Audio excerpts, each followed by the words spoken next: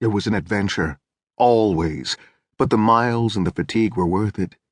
When you got out of those cars and stretched, spruced up if you had the time, sauntered into those halls, set up your instruments, fixed the wooden folding chairs in place, took out the music, tuned up, relaxed, and later unleashed the nappy-necked lightning of jazz, then you came alive in a very special way.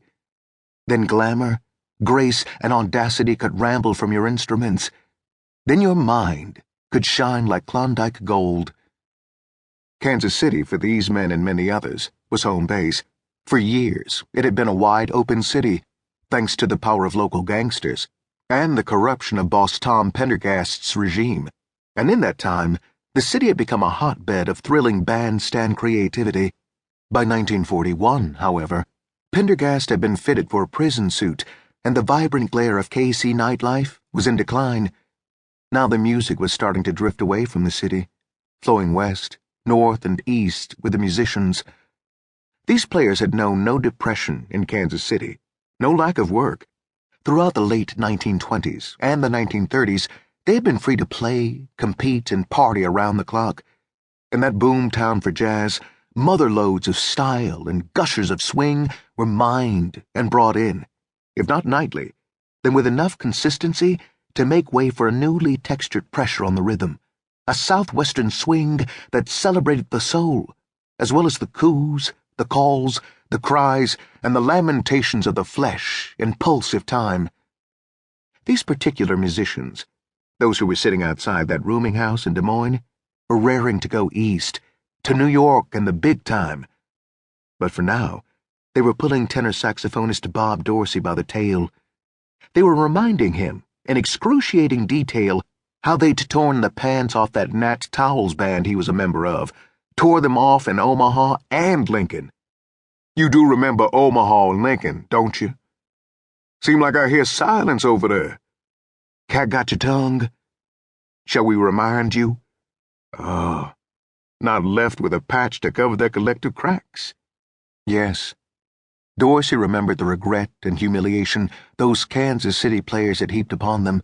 That rhythm section, Meathead J. Hootie McShann's piano, Funky Bud Lucky Noise's guitar, Thumper Eugene Ramey's bass, and Never Miss a Beat Gus Johnson's drums was enough to draw blood by itself.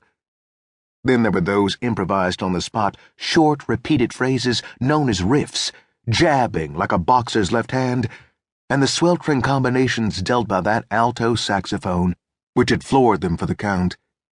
That alto saxophone had been played by 21-year-old Charlie Parker, sitting out there with the rest of them, lean as a telephone wire, at 127 pounds, his open face twinkling in the morning light as he laughed deeply at their ribbing. Near Parker was his running buddy, Ramey, whom he called by his middle name, Glasgow, and who was easily black enough to knock daylight out of the sky with his fist. The gutter was just beyond their feet, looking like a trench or a grave. It was a mellow morning, strangely warm. Needed nothing more than a coat or a thick sweater. Forget about a blanket or a quilt. The time moved so slowly, it seemed to have no seconds, minutes, or hours stuck to it. Someone ran to the door of the rooming house and pushed it open, making the sound of a radio audible from within the building. He was hollering about Pearl Harbor. Never heard of her. Gene Ramey remembered someone joking. The man at the door said he was serious. Something terrible was on the way. No one was sure, but the way things had been happening over the past few years, with all the goose-stepping and master racing, they weren't holding out much hope for world peace. I know some harbors down in Austin, Ramey countered. Maybe she's related to them. The messenger with the bad news didn't find that funny. Neither did most of the people they encountered after Roosevelt asked Congress to declare war the next day.